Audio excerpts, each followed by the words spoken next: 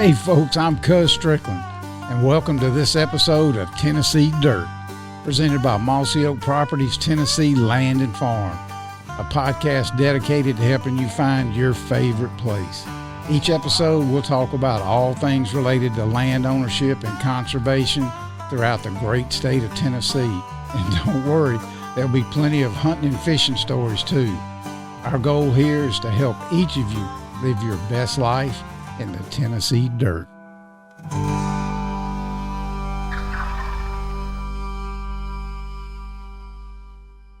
buddy. That's a good way to start it off right there, bud. That's right, with a big old smooch. Welcome back, folks. Jamie Spencer, Mossy Oak Properties, Tennessee Land and Farm. You are listening to episode 10 of Tennessee Dirt, our podcast, again sponsored by Mossy Oak Properties, Tennessee Land and Farm. To my left, we have Mr. Doug Kinzer, who's getting more loving right now than you probably have in several months. I'm okay with it. Yeah? Yeah. The star of the show. We'll be introducing him here in just a second. But to my right, Mr. Damon Bungard. Damon, good to have you here, my friend. Thanks for having me on, Jamie. And it's good to be back in Tennessee and get to talk a little bit about, adventures here and Jaeger and everything. So look forward to it. This is a real treat because Jaeger is a pretty famous tracking dog. We're going to get into that, and he really is the star of the show. But by the way, do you miss living in Tennessee? I do sometimes. I'm not going to lie that we moved to Blacksburg, Virginia a few years ago, and the mountains are a little cooler in summer. But there's also a lot of things about Tennessee that I do miss. But luckily, I still make it down a couple times a year, like now for this velvet hunt. Right. One of the nice things about Tennessee lifetime licenses is that when you have them and you move out of state, they stay active. Yeah. So you can come back and hunt easily. So and I have friends here. That's right. So I always got somewhere to be, and Tennessee will always be like home. Yeah. And for the listeners, you're going to hear some background noise today. These mics are very sensitive, and Jaeger's just, this is his territory, and we're just his world, and we're living in it, and that's okay. We'll just have to put up with it. He knows he's fixing to go hunting, and he knows he's fixing to get to work. He's getting fired up. Yeah, he's getting ready to go. I mean, he is a famous tracking dog. We spent some time, Doug, and with Damon and Jaeger at the NWTF convention here last time we had it at Opryland, and man, you talk about some attention-grabbing stuff. I mean, you had Jaeger up there, and I mean, people walk by, and you know how many thousands of people are at that conference, and it's huge. And it was so neat to have you and Jaeger there. He got a lot of attention, and I guess everywhere you go, it's kind of like that with him. Yeah, it's funny how they're like I was trying to record reactions at that show without showing people I was recording reactions, and then there was one I just happened to have it on, and a nice woman comes up and she was like, "Is this the Jaeger?" And she's like, "I've seen his videos," and I was like, "Oh my gosh, I finally got it." But it's interesting when we travel, and then people are like, "Wait." They're like, "Wait, this is the dog I've seen the videos," and you're like, "Yeah, that's the one." Yeah, that's awesome, man. He has his own Instagram page and YouTube he's got channel? more followers on Instagram than I do. It's because he's got a better looking beard. Best beard in the business, right there. So we had Jaeger Tracks on Instagram and Jaeger Tracks on YouTube, and we write articles for various publications, and we've been on some TV shows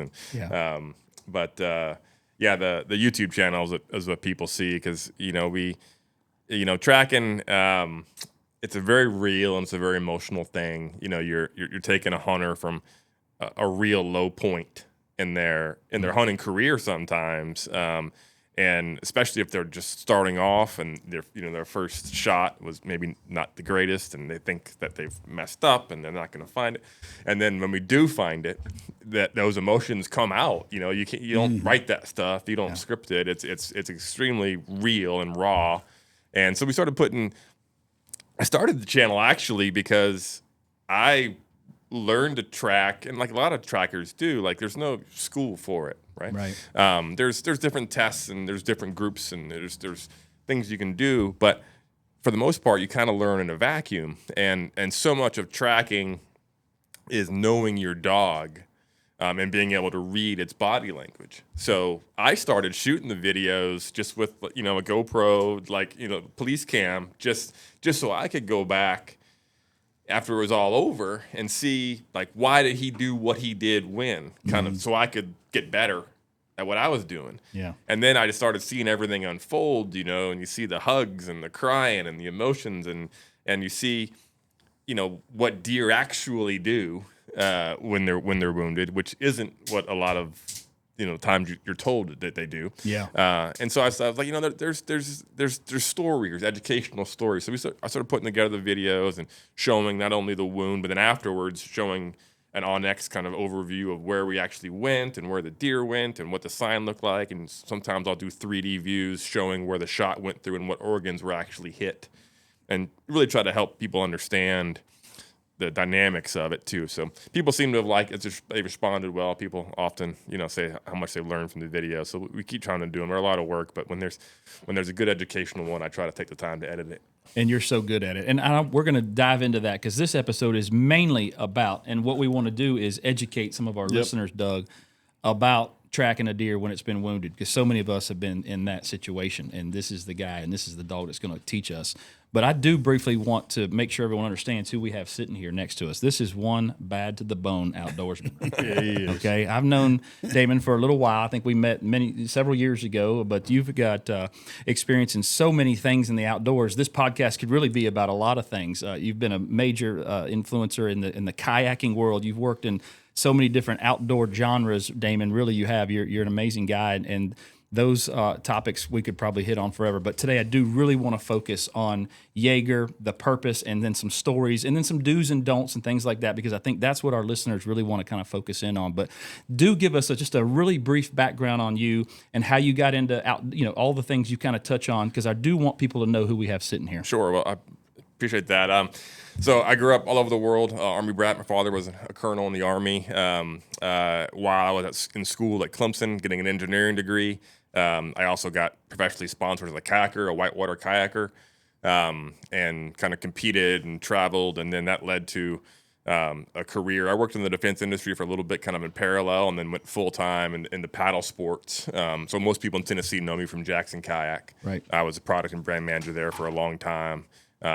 And I was a whitewater paddler, but also kayak fishing, and I've kayak fished. I think the guys at Orvis, somebody that thought I've caught more species from a kayak than anybody. On fly. I don't know if that's the truth or not, but Man. I never added it up. Awesome. But I do have a lot of experience hunting, fishing, kayaking, paddling, all over the world, and thankful for it. And I started, tracking with Jaeger, just an extension of my kind of my hunting career.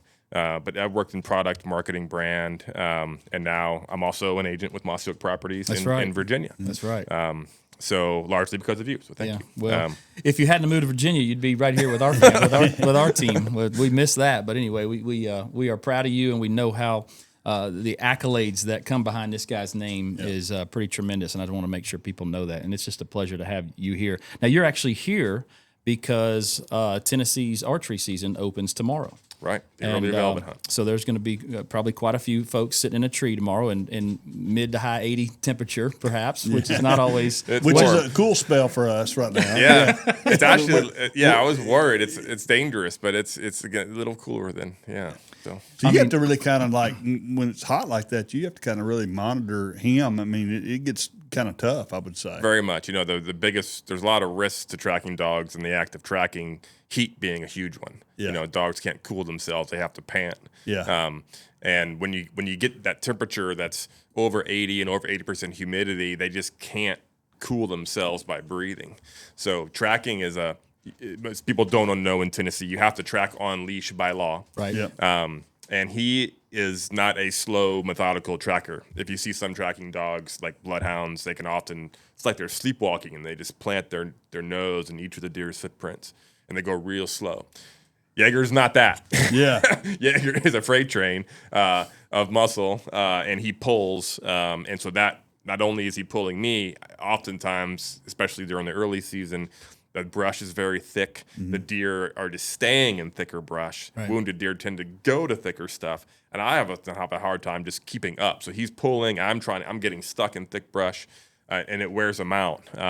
So it's definitely a factor. I carry water, but we have to be really cautious about. And then also there's a high snake risk. Yeah. Venomous snake risk this time of year, and even a lot of people, they'll shoot morning or evening, and they want you to come track at night. Well, it's also when the snakes are out at their peak, so that there's a balance you gotta strike. And obviously, a dog that's low to the ground like him is more at risk of severe venomous bites to the neck versus like to the foot. Right. So, yeah.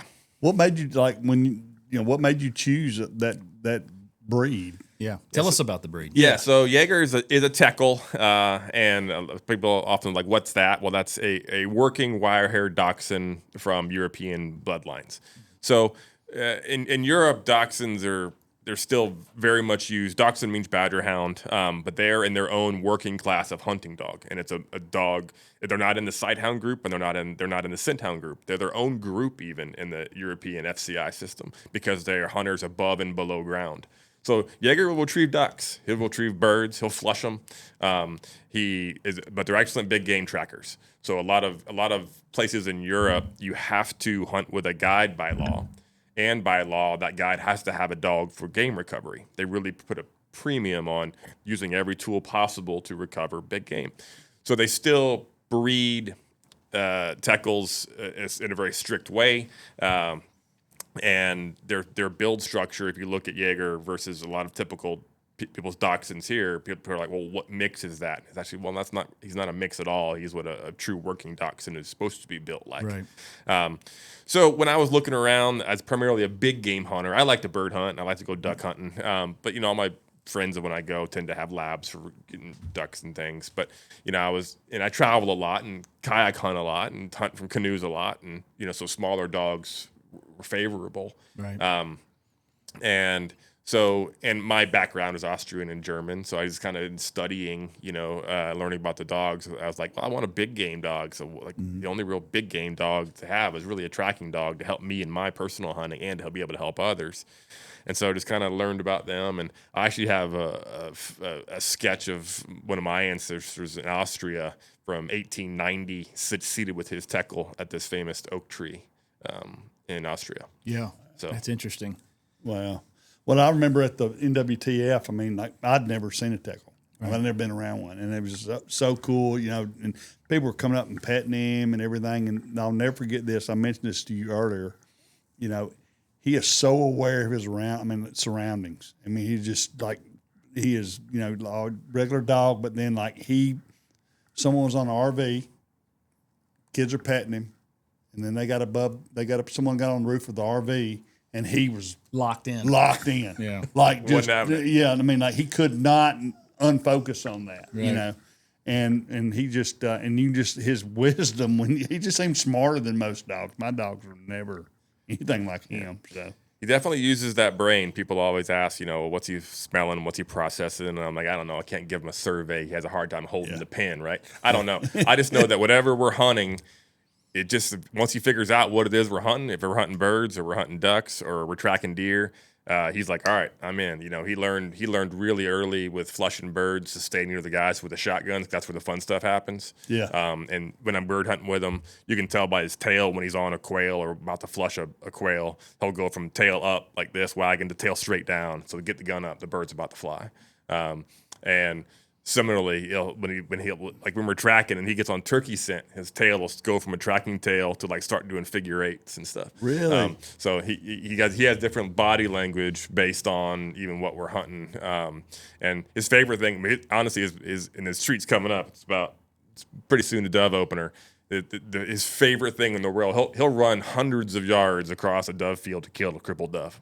That's he just loves it. Can't stop him. So it's in his DNA. Yeah. Most of the folks that are listening, I want to put ourselves in their shoes, because this is one of the main questions I want to kind of hit on. We're hunting, we're in a tree stand, we shoot a deer. What are the most common mistakes that a hunter makes after they've shot a deer, whether they've arrowed one or shot one during muzzleloader or rifle? What is the biggest mistake a deer hunter makes after? And what are they what's the right protocol when you do that? Tell us how that should go from your perspective. Happy to do so, because if there's anything that I want anybody to take away from, it's hopefully making decisions that mean you never need a Jaeger's help. So, we were all taught from little kids hunting. I will hope you had the opportunity to learn as kids hunting. But generally, shoot it and wait a half hour and go look. Right. That's probably the worst advice that's been given to hunters for all time. Really. And then spoken from a perspective of a tracker, there's just simply a lot of wounds that take a deer 1 to 4 to 6 hours to expire, if not 12 to 24, especially archery wounds. Right. So, archery wounds, basically the deer dies from blood loss. It loses enough blood to where it passes out and beds down or gets dizzy, sits down, and expires. Rifle shots tend to be more traumatic, and the bullet breaks up and goes in different places and kills a little bit differently. But there's in archery season, and certainly during the peak of calls, it's archery season. Then it kind of tails off. Then anybody out there that wants to know the rut, by the way, befriend the tracker. I keep a log of calls per day for every year. And I know exactly when the rut happens because I'll go from getting 3 or 4 calls a day to 14 to 20 in a 2-day period. Yeah, I believe it. So it's like you don't need to know science. Like just talk to a tracker. That's when it's all going down. It doesn't matter a weekend or weekday. Anyway, so in archery, there's just so many variables. Things can deflect. There's that time variable. There's a time for a deer to react to a bow shot. There's not really time for a deer to react to a rifle shot. The bullet is there before the sound is. Right. So that little bit of spinning, you might be squared up on a perfectly broadside deer at 20, 30 yards, but that deer can spin, and suddenly a double lung shot is now nicking a lung and maybe involving some liver or some gut. And it's those shots where you get multiple organs involved. You're not cutting through an artery. You're not going through the heart. You're not really damaging the lungs fast enough for them to fill. That deer can go a long way. And it is going to bed. There's no hard rules in any kind of hunting or tracking, but generally speaking, the vast majority of mortally wounded deer will bed down and die within 300 yards of where they were shot, if they're left alone. If you're not picking up your cell phone and calling your buddies as soon as you made the shot, if you're not clapping and jumping and pumping your fists and or getting down and or bumping getting them down, yeah, right? Just be quiet. Yeah. Like when I shoot, I want to look at what that deer does. Yeah. I care most about, and even when I talk to people when they call about tracking help, I ask what they're shooting and I ask if they have the arrow. But I've seen great looking arrows that are not dead deer. I've seen awful looking arrows that are very dead deer. But how the deer reacts, the sound of the hit, does it run and stop and look back at you? Does it run like a freight train with its shoulders a little down? Usually, if you really shoot right through vital organs, heart, lung, they'll generally drop their shoulders and they'll run what's almost like a death run, and they'll go on adrenaline and then they'll die within 100, 200 yards relatively quickly. You may see them fall. But those ones that spin a little bit, or people, if you know you're taking a quartering shot, start looking at the clock. Yeah. And a lot of people, once you bump a deer once, he can go a half mile on adrenaline. He knows he's being hunted at this point. He's wounded. Yep. They can get up. And then, in Tennessee, you have to have landowner permission. In most states, to actually go, if you have blood crossing a fence line, you do not have permission to go get your deer. You have to get landowner permission. Right. So as soon as you start involving multiple properties, you're now involving a deer that went 300 yards to now a deer that maybe goes a mile or more. The odds of recovering it, even with a good dog, just go way down. Often just based on logistics, right? And property lines. And so many people are suburban deer hunting now. That word has become very popular, as you know, especially here in the Nashville, Tennessee area. We've got some big bucks in a lot of these suburban areas. These deer feel safe, comforted. A lot of times they're being fed from people's backyards. Right. And there are people hunting these deers in suburban.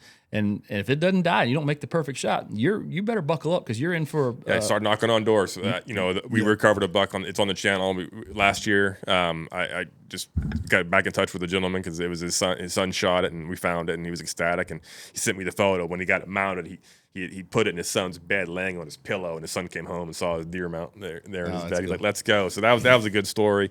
But right when he called, I said, start knocking on doors. Start talking to the neighbors because, and they had tracked, look for it. It was the next day we recovered it. But it's a big deal.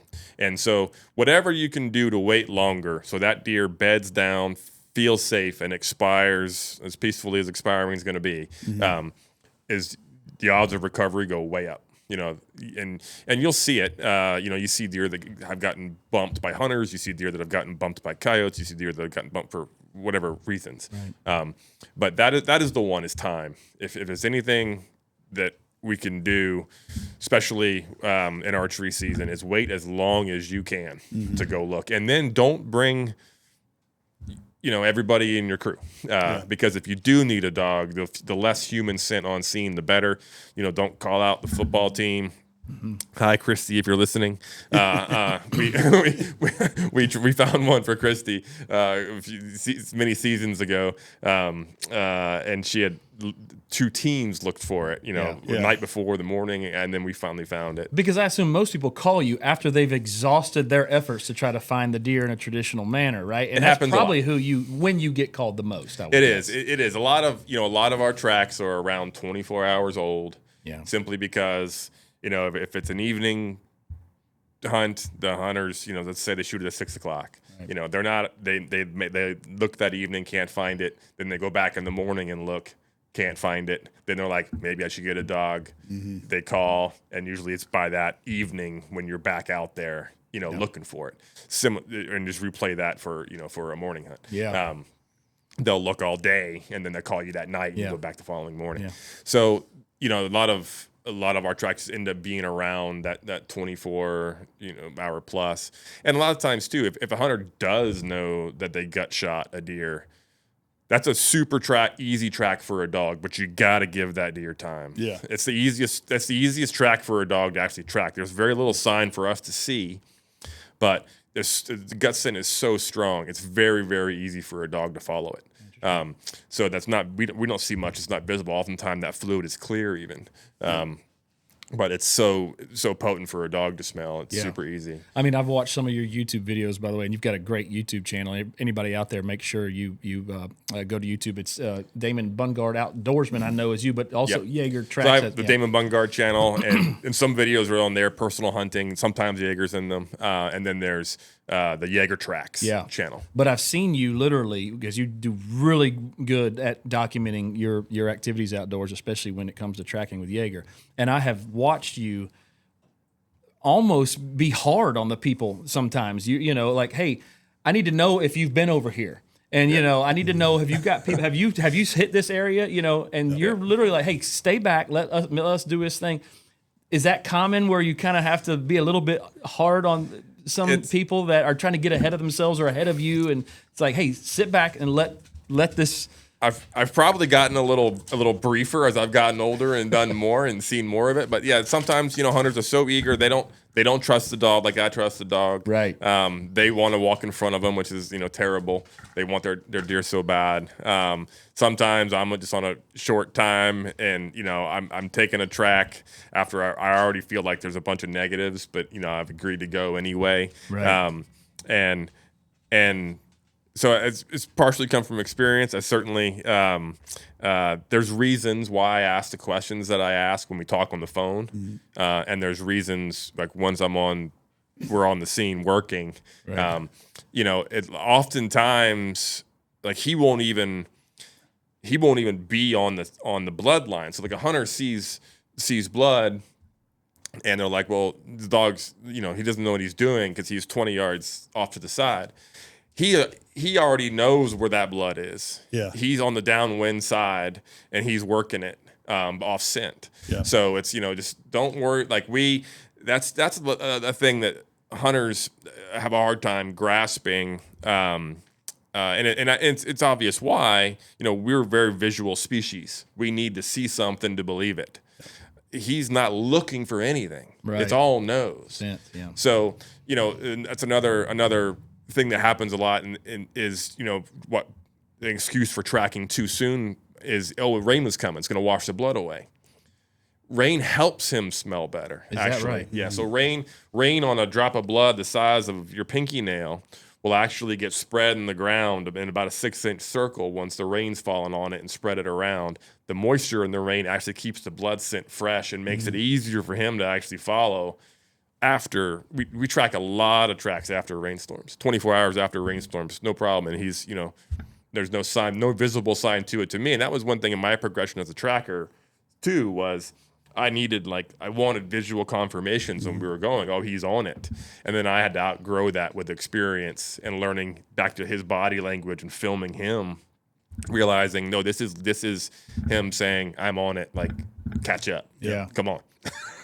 And is it always blood though? Like we had a guy came out with a guy in our club had shot a deer and we couldn't find it. We made all the mistakes, walked through the woods and tromped over everything. And he said, he told us, he said it's not always about the blood. It's more about this deer when it's hit, it emits some type of, I don't know, scent that it's wounded or whatever. And then like this, when he shot this deer, there were deer all in the field, and so he was able to, find this track, not by blood, but something some scent this deer had put out. Is there like a pheromonne that gets released? There's different theories. There's like a wound, the wound pheromone is theorized.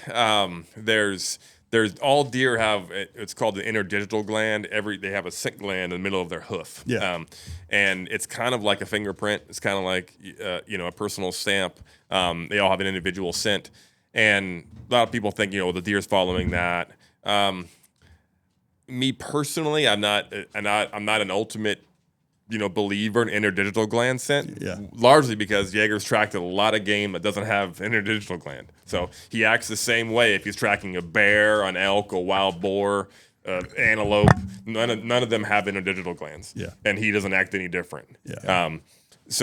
But a lot of them have very strong body sense. So, I always just stop kind of thinking about it too much because, like I said, if I could give him a survey on a scale of 1 to 10, what did you smell today? Yeah. But he's got a hard time holding the pen, Yeah. and filling that out. So I just, again, enough experience putting him on a different species, just kind of learn to read that body language and how intent he is. If you've watched some of the videos, there's times where I'm hung up, but I'll actually put tension on his leash, and you'll see him just lean forward, like in a big power. Like you'll see his hamstrings, his big old quads sticking out the back, and he'll just kind of lean and he won't move. Yeah. That's him saying, I am 100% confident it's this way, come on. Yeah. Wow. There's a fine line you got to walk there of him thinking that I'm correcting him to go a different way, and that's usually when a track gets screwed up, it's me getting hung up and brushed to the point that I'm tugging on the leash back, and he's thinking, oh, he wants me to do something else. Right. That's just one of the challenges of tracking on leash. Yeah, and the lay of the land. Right, Sometimes and that's where why you we get into. use 50 foot plus really long leashes, so they can get some level of play. But going back and watching some videos where I've had to do resets is usually I stop to talk to the hunter or I stop to look at something. That's what screws him up. And so he's not right 100% of the time, but generally his first line that he takes is the one. But I show on the channel too. I was like, sometimes you need a reset. Well, and pretty much is in his DNA to do that. I mean, like, how much training did you have to do to, you know what I mean? Yep. He's bred for this. Correct. A lot of people, they ask, well, how do you train for this? How do you train for that? And I just, I'm not a trainer. I don't claim to be a trainer. I worked very hard to get a well-bred dog who was bred to do this, to solve problems. So again, in Europe, the way they hunt from towers and the way they use Teckels, they're supposed to be independent hunters. This is a dog that's bred to go in a fox den or hole, to go in a badger hole and kill it and bring it out. Right. That dog's not looking for a human to, hey, which hole should I go down? Yeah. He's like, I'm gonna go in the hole and kill this thing and bring it out to you. So in that same sense, my kind of progression. A lot of people are looking for training tracks. I kind of have 3 levels of tracks, and I call it a training track, a practice track, and then the real deal, game time. So, and he got over training. A lot of people focus on training tracks. They try to drill their dog and make sure the dog's perfect. He got over that real quick. So to me, a training track is I'm taking blood in a jar or a deer hoof, or other scent pieces and I'm laying an artificial line and having him follow it. To me, that's like an athlete going to the gym and lifting weights or running track. You know, a football player in the gym is training. He's not playing football. He's getting stronger. So that's a training track to me, is just trying to make an artificial track with parts. Well, he knew they were fake from real early. Because he was already finding, from 4 months old, he was recovering actual game. So he knew I was trying to fake him out. And he was giving me the Teckel middle finger. Like no, let's go do the real deal. So that's a training track. And then practice tracks to me are what really develops a tracking dog. Oh, something, I think I just lost my mic. There you go, try Jaeger. it. There you go. He was tired of you talking. He about was. it. He was like, He knows. okay, He shut knows him. how to Like, operate he wants to then. hear more of us. So a practice track, though, is when one of your buddies shoots something and simply doesn't look for it. Yeah. So there's no human scent going from where you shot it to where it actually lies. You know, if a deer runs 50 yards and dies and a dog gets put on it, he doesn't know that we know it's dead if you even saw it fall, or he doesn't know that we know it's close. It's no different to him than going a half mile or 100 yards. So a practice track is, you know, when you have an up and coming dog, tell all your friends, you know, the dog needs closure. They need to smell, put all the scents together and then end up interacting in a positive way with that carcass. Let them tug on it. Let them get over their inhibitions. Give them the reward, because the fact is tracking is really hard, and a lot of the time there is no reward at the end. So some dogs figure it out pretty quick and like, this isn't fun. I don't want to do this anymore. Right. And so I'm a big believer in the dog has to want to do it. Yeah. You know, if You're letting him tug on the hide and have a minute or two by himself, really. Just Right. back away and let him get a reward. Yeah. Right. I think that's really important for a good tracking dog. You have, to me, and I have a very high prey drive tracking dog, but to me, that's what makes him so good. Yeah. He will not give up, and he always wants to go. Yeah. And he's not saying to himself, well, last time I got all covered in briars and splinters and my pads were raw and it wasn't very fun. I didn't get anything. He's like, let me go now, all the time. So I would rather have a high prey drive dog that knows what he's doing than a trained dog. Because a lot of people, they'll watch a Jaeger video and they're like, man, my dog is great on blood when I lay, training tracks. But then once on a real one, once the blood goes away, he just turns around and looks at me. And well, that's because that dog is trained on blood. Yeah. Once that input isn't there, he doesn't know what to do. Yeah. He's not instinctively trying to still find that animal. Yeah. So it's a big distinction, and I think it's pretty important in the tracking world. And everybody has different philosophies of what all their motivates a dog, and but Teckels and wire hair Dachshunds are common in that world because they're really stubborn, they're really smart. And they have really good noses to put it all together. I mean, I just wish people could just like look him in the eye, because he just looks wise to me. I mean, he just does. I mean, he is always aware of his surroundings, what's going on. I mean, it's unbelievable just how much different he is from my dogs. Yeah. Well, I appreciate that. People say he's got the face of like a wise mountain gorilla. Yeah. Like he will, and he'll get up in the back of our couch like after breakfast, and he'll just stare at my wife Ashley until she goes over and picks him up, and he wants his cuddle time with her then. But he's got a very intensity to his face. I mean, we'll be out hunting with him, and they'll be like, that dog does not stop. Yeah. Like bird hunting, especially like in dove fields, he looks up and he's marking birds. Yeah. What was the dog he didn't? I mean, I know every time we're at the NWTF, and every time someone had a black dog, a black lab would walk by. He had a bad run-in with a black lab. Yeah. We were down at a Wild Rose Kennels Mike Stewart event in Mississippi, and in our hotel the alarm went off, and he was maybe 2 years old. But we all had to go outside, so there's all these fire engines and lights and sirens going off. And a black lab ran up to him, and they kind of blew up in the parking lot, startled him. And ever since then, him and black labs.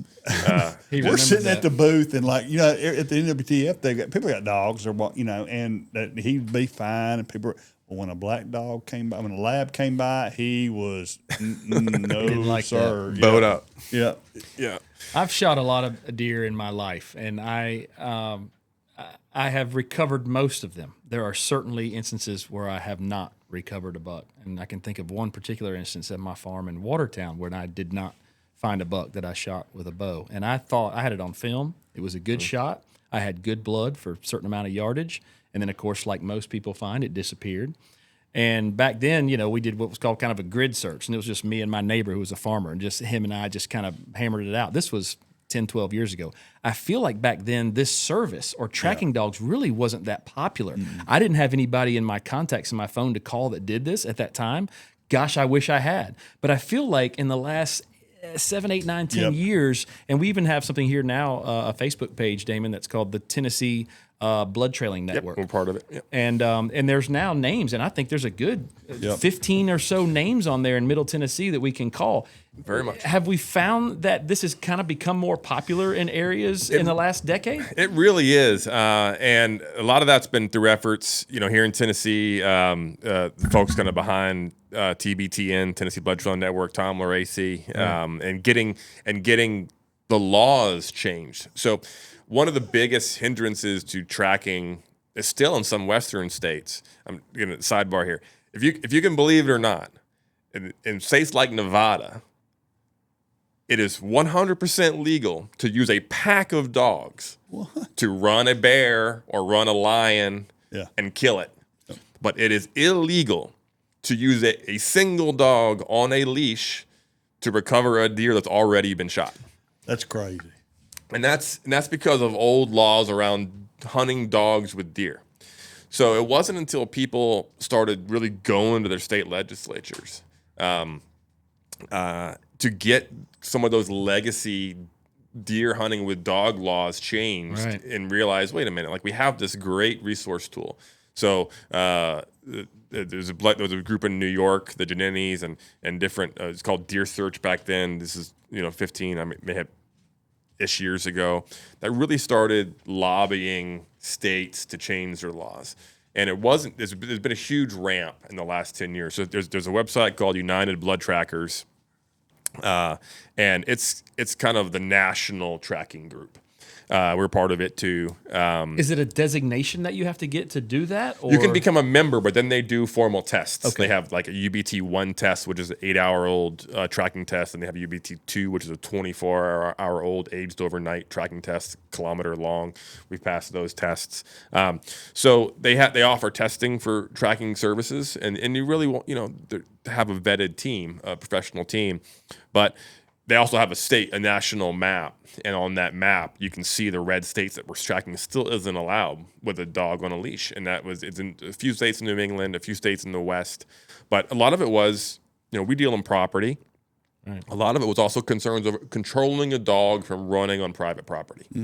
So when the dog is controlled on a leash, especially nowadays with modern apps like OnX and different things, you don't even have to look for a posted sign. You can see, you can find out where the property I'm tracking on. And certainly one of the questions I always ask is, how big is your property that we're tracking on? Maybe it's public land, maybe it's private. But if it's only 10 acres, start talking to your neighbors. And most people are, once they realize a professional is coming out with a dog on a leash, are happy to have you recover the game you shot. Right.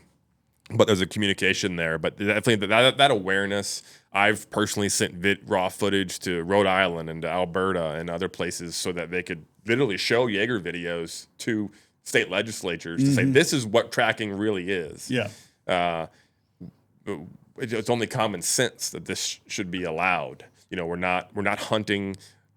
Also on leash, you're not hunting a deer that's not wounded. He's not running every deer in the woods off. He's very focused on a specific deer, or other species. But United Blood Trackers, every year there's an annual survey of its members, and this is nationwide. But it's always around the last few years. It's been around 6,000 recoveries of mostly whitetail, but everything from turkeys to elk to bear, boar. You name the species, it's on the list. Right.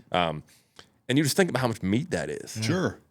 Let alone trophies and all of it. Sure, yeah. And this is all just from, people, the big buck states like Iowa I think it was only 2 years ago it became legal. Like Iowa. Yeah. I mean, that's like, big buck mecca. Yeah. And like hunters don't want to see they want to have a clean harvest. I mean, they want to see it to the end. They don't want to see their meat go bad. I mean, so it just makes total sense that this is a good thing. Yeah. And I think it's been an awareness thing. It's why I appreciate coming on the podcast, letting people hear about this, because you're on a blood trackers. You can go. There's a link. Find a tracker. If you're hunting anywhere out of state in the country, you can put in the zip code where you are, and those trackers will come up with their contact info. Yeah. So those resources like that. There's a tracker app now. Shane Simpson started, and so there's these apps. There's a great group in Tennessee on the Facebook group. So people have learned a lot through awareness of how can I find somebody. Yeah. And here's a question that the most of them are probably wondering is, what does it cost? And how does that work? How do you compensate for this service? Yeah. So that varies by the tracker and the state laws. Some states don't allow the tracker to charge, and it's based on donation only. Some trackers have a flat rate, and it's by the hour. It really varies, and I've even how I do it has changed over the years. I used to volunteer quite a bit on donation only, and then as vet bills and stuff started going up, I started having more of a flat fee to come out, and then how far I travel. You have people that call us, they wanted me to travel 6 hours each way, and it's like that's difficult. Yeah. Yeah. The way I've seen it is, hey, this is a free service, but it'd be proper to tip the dog. That's kind of the way I've been seeing it here in Tennessee. Is that common? It is common. And I always say I take donations towards his vet bills. Yeah. And people get that. They see him bleeding. They're like, all right. And I mean, he does get hurt. I've certainly tracking has really given me a strong disdain for barbed wire. Yeah. He's the height of the lowest strand of barbed wire. Yeah. And on most barbed wire fences, and we've had too many foul encounters with barbed wire, glass cutting his pads. He gets a bad pad cut. He's not tracking for a month. Yeah. Makes sense. So that can heal up. He had one bad injury where he got his ear over the barbed wire fence and it between his cheek, and he nearly ripped a huge chunk of his ear off. Red badge of courage. Yeah, that's right. It is a thing. So it does vary. And also, though, even if you're tracking like on national forest, you can't charge without having a guide license issued by the national forest. We don't have that's not a Tennessee factor. Interesting. But other states, because you have to have a guide license to be able to charge for services on public land like national forest, there's different legalities there. So that varies by state and things like that. But Doug, you kill a wall hanger and you can't find it in 24 hours? Oh, I'm not. I mean, like if he doesn't lay down, I'm calling you. If I don't see him like within sight, I'm not gonna waste my time. I've done that too many times. Yeah. Yeah, a lot of people put a ton of weight. Oh, he mule kicked. Mule kicks don't mean a thing. I've personally shot the ground in front of a buck, and that joker mule kicked almost did a flip. Yeah. And I know I shot the ground. We're at a point with us, like I said, if it's a deer I'm after, and I'm like, and I make a shot, and I'm like, I don't see him go down, and I walk to where he was standing, I don't find blood. Oh, I'm calling a tracker. I mean, I've had too many bad experiences over the years. And I put too much time and effort and everything into harvesting that deer, and it's not fair to that animal. Yeah. For it to go and let coyotes eat on him. I'd rather I want to pose with him. So yeah, if I don't see him fall, and that's a strong policy, and you're not going to lose many that way. Yeah. You're not bumping that deer. You're giving it time. You're using every resource available. I don't know what just got stepped on there on the digital dashboard here, but to recover it, and odds are you're gonna. Yeah. As long as it's dead. People always say, like, I remember I was tracking. It was near the lake there west of Sparta. Center Hill, and the guy I was tracking, and the guy I was tracking for just says, he's like, "Are you a man of faith?" and I said, well, I don't. It's like, why do you ask? And he says, well, you just seem to have a lot of faith that Jaeger's going to find this deer. And I said, sir, I don't know. I don't know if God's on the side of the deer today or your side today. But if that deer is dead, I have full confidence Jaeger's going to find it. That's right. And that's the one thing, we can't kill them. So like if it's not dead, we'll generally prove that though too. And that even that mind closure is important to a lot of hunters, knowing they didn't leave something in the woods. Sure. We track it a long way and it gets up and it's still running. Or he knows muscle wounds versus organ wounds. In the first 500 yards, I got a pretty good idea if that deer's dead or not, just based on what he does. And whether he's learned that through experience or just through natural instinct. But if it's a mortal organ wound, he's quiet. He's not hunting it. It's like he just knows we're going to walk to it. It's just a matter of how far. Yeah. Whereas if he starts barking or he gets birdie, that's a live deer that is moving. And you can tell that right off the bat. Yeah, he knows. Yeah, it's again. I don't know how, but through experience or not. But muscle wounds, back to like the common things and the deer's reaction. A lot of the calls we get on a live deer. Certainly, one of the most common is the back whack. So somebody shoots a deer and they call it down like a sack of potato, bag of rocks. Laid there for 10 minutes, just got up and ran off. Yeah. Well, and I shot at no man's land. Okay, here I'm on record. There is no man's land. If you shoot an arrow or a bullet underneath a deer's spine, you will go through lungs or other organs. They don't have, when they're alive, they don't have hollow places in their chest cavity. Everything is filled with something, no matter where they are in their breathing cycle. And you will cut it or put a hole through it. But a lot of people don't realize is how far down a deer's back the spine actually sits. There's inches of meat and hide over a spine of a deer.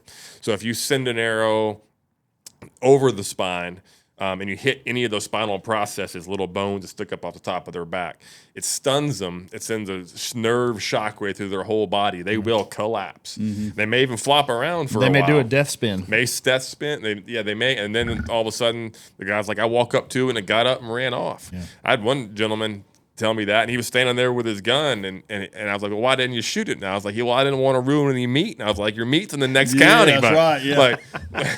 Or it could have been too dark, by the way. Is that ethical if it's after? Yeah. I mean, should you shoot a deer again if he does that? I mean, Yeah, my advice to anybody that sees one drop immediately, reload and reshoot it. Don't even wait. Yeah. You shot it in daylight. Reload, shoot it again. You got bullets, let them fly. Right. It's a big red flag when they just collapse instantly. If you shoot a deer through its spine and actually crack its back, it will collapse instantly and it will be dead. Right. If you don't, it will get up in 10, 5, 15, whatever minutes, and it's just a muscle wound, and you will never recover that deer. And buckle up because you're in for the ride for the next 48 hours. Yep. And the other common one, certainly to archery, is shoulder shots. Right. Hitting too far forward, expandables or whatever you're shooting, burying into that shoulder blade. You'll get the arrow. Oh, I got 10 inches of penetration. And no, you didn't. You got 3 or 4, and that arrow is in that deer's shoulder. And you'll get blood. Sometimes, the common call will get, man, I got great blood for 1,000 yards. Blood for 1,000 yards is never a good thing. No, that's not good. That's generally a sign of a deer that's perfectly fine. He's just bleeding and he's walking around. And so back to the, if that 300-yard mark, if you go 300 yards on your own and you don't find a deer bed at least where they got up and now they're moving because you bumped them, right? It's not a good sign when you're going 5,000, 7,000 yards and you got blood and it peters out. Maybe I got a pool every 100 yards. That's because the deer stood there figuring out where it wanted to go next. Right. He's not hurt that bad. Yeah. He's just bleeding. What are some of the? Give us a for instance. What's one of the craziest tracking stories that you've had in your experience with Jaeger? Anything stick out? Just like kind of blew you away, or something you weren't expecting? Yes. So this is a video that I still need to edit, but I have the whole thing. It's over the course of 2 days. It was a track in Virginia last season, and I got footage going back to like 2021. I still need to edit. I need an editor. Anyway, so a young man called me. We have about. There's a farm I hunt. It's like 200 acres side we hunt, and then they have 200 acre side they hunt. Well, they shot a buck, and it ran into this swamp on our side, and that buck's bed in that swamp. We don't even go in it. So they had tracked into it and then decided they lost it. They grid searched, which is, never do that, by the way. Once sign starts going away, just back out. Keep that scent as clean as you can. Right. So anyway, they tracked into a swamp on our side, lost it, called for help, and I said sure, but they had to leave. They had to leave to go back to North Carolina, and I told them, I said, if you really gut shot it, I don't like tracking any gut shot under 12 hours. They're just often still alive. They need that 18 to 20 to expire. So, and I said, I'll track it, but if we jump this deer, I'm out. Like, we're gone. And I'll go back the next day and find it. And they're like, oh, you don't have to do that. I'm like, no, if it's going to die. If you gut shoot a deer, they will die. And so anyway, so we track it. We get into, and he's acting kind of funny off the bat. I didn't really know why. He wanted to go one way, and another story up there. Like, well, I got blood over here, so I kind of pulled him over there. Anyway, he's on it. And it's near a creek. So we go into the swamp, and he keeps doing these circles, and he doesn't want to leave. I'm crawling under briar thickets, finding beds. And they had shown me wherever they had walked. And finally, I was like, guys, there's just too much scent contamination here. I'm just going to assume the deer kept going past. There was an obvious, four deer trail crossing. And then went back into the bedding area. And I'm like, I'm just going to right now assume your deer went this way and see if Jaeger settles back in on a line. Right. So I did, because we had now gone over, it was like over a mile at this point. And I was like, and so I'm like, he's kind of settling in, and not 200 yards later, we jumped a buck. And it gets up, and it goes tearing off across this field. I can't find where it was bedded, so we track it. I'm not seeing any sign at all. We go all the way across the field, a few more 100 yards, and there's a creek there, 20-yard wide creek, and there was a rock with a drop of blood on it. I picked that rock up, smelled it. It's like, yep, y'all got shot at. This is your buck. Because I didn't know if we just randomly jumped a buck, right? I didn't know it was their buck. So I'm like, all right, you did. This is your buck. We're out. And this was 3 o'clock. In the afternoon? In the afternoon on like a 50-degree nice day. So I'm like, I'll come back tomorrow and I'll find this deer. And they're like, oh, you don't have to do that. I'm like, this deer's going to die, and I'm not leaving him out here. I'll find it tomorrow. Right. Well, this was December. So you know how things change in December, like weather. So anyway, Jaeger was whipped that night, but I'm like, I'll go back the next day. Well, that night, sleet moves in, it's hail, rain, it's nasty. I don't go back out. And that night, at 7:30, my friend's game camera got a photo of a buck walking about 400 yards from where we called it off. At 7:30, so it was 4 hours after we called it off, and there was a photo of a buck that looked like it was hunched, looked like it may have had a stain on its side, so it might have been their buck. Right. So I'm like, all right, so I know I got that little anecdote now, too, in my game of Clue. So next day rolls around. It's now been raining for 12 hours. It's 30 degrees. It's a mixing sleet. It's nasty hail. I'm like, I go back to the creek. All that blood is visibly gone. That's another story. And I'm like, oh man, I should have at least tried to figure out if that deer like ran down this creek or crossed the creek or where he exited. Because sometimes when they exit a creek, it takes a while for the dog to figure out their exact exit point. Anyway, I help Jaeger get across. He gets tangled in this tree, and it's just like I'm just like frustrated. And I get across the creek, and we're kind of going away from that game camera. And that was my backup. I'm like, if he starts, my worst case scenario, I'm going to bring him to that game camera. Because my buddy sent me the pin. I didn't know where it was. He sent me where it was. I was like, I can see how he acts. Well, we cross this thing, and we get into a kind of a thick bedding area, and he's doing these very odd for him pauses. And he was turning his head one way. He would stop, which is also extremely odd for Jaeger. He's usually, if you watch, like he is a plower. He pulls, and he's a tractor puller. But he's going slow. I'm like, oh, his muscles are sore. He's hurt. And he's doing these pauses where he'll turn his head one way, and then he'll went the other way. And I was like, oh, that's weird. It's odd. It's not normal. And we start climbing this face, and there's a bunch of trails that run across this face over this creek. And he gets up on there, pauses again, does that thing again, and he starts kind of heading towards where I know that game camera is. Right. And I'm like, all right, we're getting hotter. And we're heading over there, and I can see, I'm not taller than he is, and I never pull him to, one thing I learned a long time ago is I never pull him to the deer when I see it. I always want him to finish it with his nose. So anyway, we're approaching the game camera, and I see a white belly, like 20 yards by that game camera. I'm like, holy smokes, that buck bedded right after that photo was taken. And I don't know if it's alive or not. So I get my pistol out. In Virginia, you can trackers can carry a sidearm for dispatch. That's a whole different other factor. But anyway, so I'm like, on the video, I'm like, and Jaeger does that. He pauses again, and he's like 50 yards from it, but he doesn't go to it. He pauses, and he turns around and runs 20 yards back, stops, does that thing he does with the head turn. I'm like, what is going on? Then he runs back, stops, and turns and away from the dead buck. And I was like, what in the world? And he can tell by my voice, I already know there's a buck there. And so we're going, and my pistol's out, and I'm like talking on camera, and I'm like, the dead buck's over there. I don't know why he's going this way, but I let him finish it. And then he goes another 75 yards, 100 yards, and he takes me to the creek edge, and there's another dead buck laying down in the creek. And I'm like, what in the world is going on? There's two dead bucks. And he knew it. So I'll explain all that later. So the hunter told me he shot twice. So I go to now I'm like, what's going on?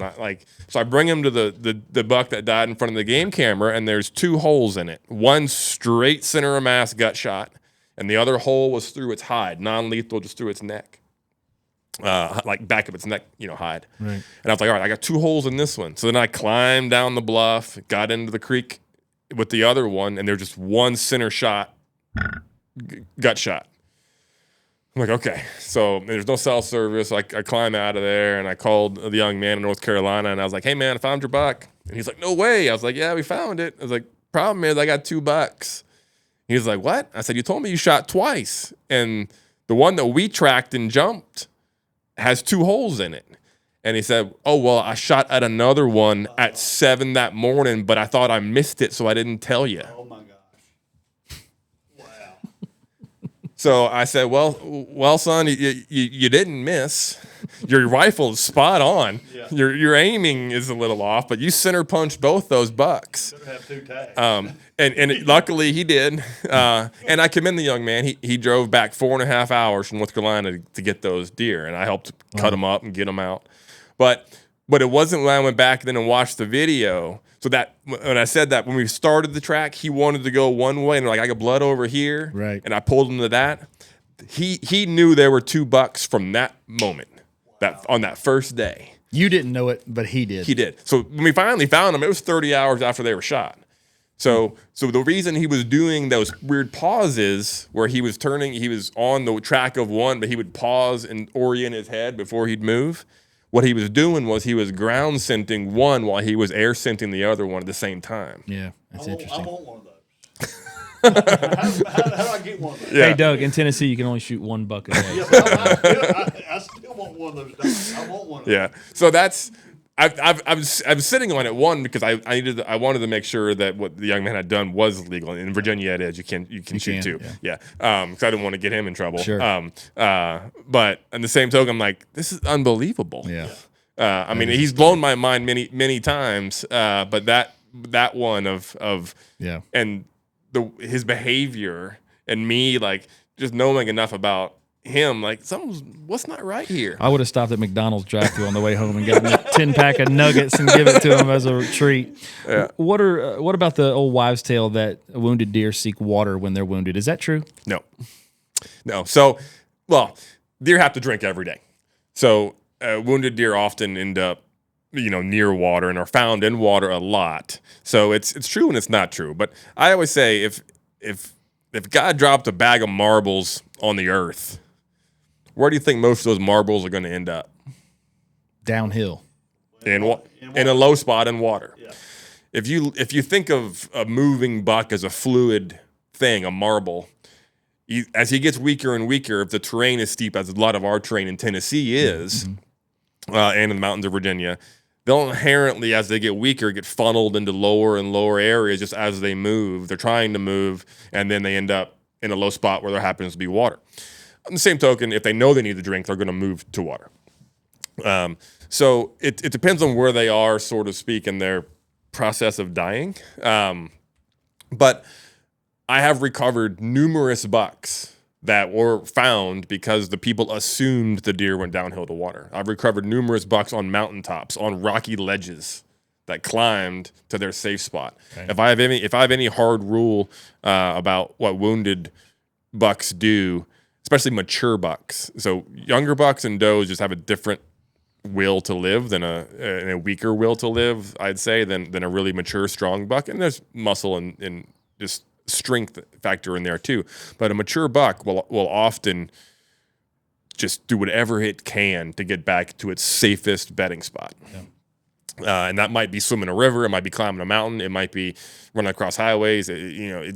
Whatever it needs to do, it tries to get there. And if that bedding spot's on a mountaintop, he's going to climb to get there. Yeah, great answer. And I think the people need to hear that, because so many times we've heard that, go check the water. Deer are going to go find comfort in the nearest water. And I've lost a blood trail, and then I'm going to where the water is, thinking, well, that's where he's going to go. Yeah, yeah, and that's, again, if you're there's a level of validity to that, but the counter to that is, if he didn't go to that water and now you're tracking around, you're spreading scent, you're making a tracking dog's job that much harder. Numerous times we'll show up and he'll do the first 500 yards in 2 minutes. Yeah. And the hunter's like, that took me 3 hours to put this 305. I'm like, that's why it's just better if you just don't bother. Yeah. Just don't start assuming, don't start looking around, don't start grid searching, because it's way, way easier for the dog to have a clean scent line. That's my milestone. And you'll probably hear that in my tone of voice in the videos too. Yeah. You'll hear me say, are we past where you stopped? Yeah. Numerous times. Yeah. Because that's, to me, he's going to be a different, or tracking will change when he's like, no, I got this guy's scent here and this guy's scent there. You walked around. Once he's on clean line, I'm like, all right, now we're going to find this thing. Yeah, that's so interesting to me. And, I was just raised in that world where, like, you had a roll of toilet paper, I remember, and we would just stick little things of toilet paper in the blood we would find and kind of know where we were at. Yeah. But we want to kind of wrap this up a little bit. And it's a really important question I want to ask you, because I was raised in Florida. I didn't sit in a tree till I moved to Tennessee. I hunted deer with my granddad with dogs. He raised dogs in Central Florida. If you bought a deer dog in the state of Florida, you probably bought it from my granddad back in the 70s and the 80s. So I didn't sit in a tree and have the opportunity to go find a deer. We hunted with dogs. But the question is, my granddad didn't look at his dogs in the kennels behind the house as pets. He looked at them as workers, and he treated them as such. Is Jaeger a pet, or is he a worker for you? He's a partner. He's a partner. That was a great answer. Well put. Great answer. Yeah, it's funny you mentioned that, because I had another editor I was writing for, and he just said, I just want to say, I think it's really cool how much you say we when you talk about Jaeger. Right. It's not I, him. It's we. Yeah. And that's because tracking is a team effort. My job ultimately is to keep him safe and not screw him up too much. Right. His job is to find deer, but he's tracking that deer because he's hunting that deer. Don't get me wrong. Like, people get all hung up on tracking, hunting. Like, look, he's tracking because he's wearing a leash and he's under control, but he's not tracking to get a reward. He's tracking because he wants to tug on that deer and taste that deer and eat some meat. So, when I started with him, it's like Lethal Weapon, man. Yeah. You got your partner and you're in it with them. You get in bad situations and they got your back, and I got his, and so it's definitely look at it like more as a partnership. It's so yeah. I mean, at home, he's in the house. He's not outside alone. He's in the house getting attention, doing what he wants, misbehaving plenty. And I've often said, like, if he wasn't as good as what he is, I'd tolerate a whole lot less. It's awesome. Well, listen, good luck this weekend. You're here for several days, I know, on a velvet hunt. We wish you luck. You're going to be hunting in camouflage Mossy Oak t-shirt probably with the weather. Who knows? But good luck out there. And how do people contact you? How do people know about you? If someone kills a deer and can't find it, how do they know to get in touch with you or other folks of that? But specifically you, how do we find you, Damon? Sure. My contact info is on the Tennessee Blood Trailing Network, Facebook page. You can find me through, on Facebook. There's Damon Bungard page. There's a Jaeger track page on Instagram, Facebook, all of them. And they all come to the same place. Messages in there. Email. You can find me on Mossy Oak Properties. You can find my contact info. So there's a lot of ways. If you search Damon and Jaeger, there's something's going to come up. So you can find us. That's awesome. And we'll, of course, see you at the Mossy Oak Properties Land Summit every year. We hope you come back to the NWTF convention here in Nashville and hang with Davis and Doug and I. We think that was great, and I'd love to do that with you again. But thank you for being here. Any last words of wisdom, Mr. Doug? Well, I hope I can call you in a few weeks whenever I get to go out and All your shots are lethal, Doug. You don't never need his services. They're not all lethal. And I want one of those. How do I go about getting one of those? I want one. Yeah. Get in line. Yeah, get in line. I was going to say. Well, I never need much of an excuse to come back to Tennessee and see friends and go hunting. So I'm just up the road. So that's awesome. So, folks, Jaeger Tracks. He's the star of the show. You've seen him several times during this episode. Hopefully, all the audio and the video all works, but that's okay if it doesn't. We just appreciate you being here. We're in all of you and all of what you do. You have helped so many hunters, so many conservationists out there. You're an educator. Your YouTube channel is legit, and we can learn how to wrap a canoe. We can learn how to track a deer. We can learn a lot of things from Mr. Damon Bungard. Thank you for being here with us today, and I look forward to hanging out with you again soon, brother. Well, thanks so much for having me, man. Appreciate it. Thank you so much. All right. Appreciate it. Thanks, folks, for hanging out with us. I'm going to go find 10. A deer, Jaeger? Yeah. Ready to go find a deer? We'll see you on the next episode of Tennessee Dirt. All right? Appreciate you, folks. Hey, thank you for listening to Tennessee Dirt, presented by Mossy Oak Properties, Tennessee Land and Farm. And be sure to visit us at mossyoakproperties.com to connect with our team and our collection of listings located throughout the state of Tennessee.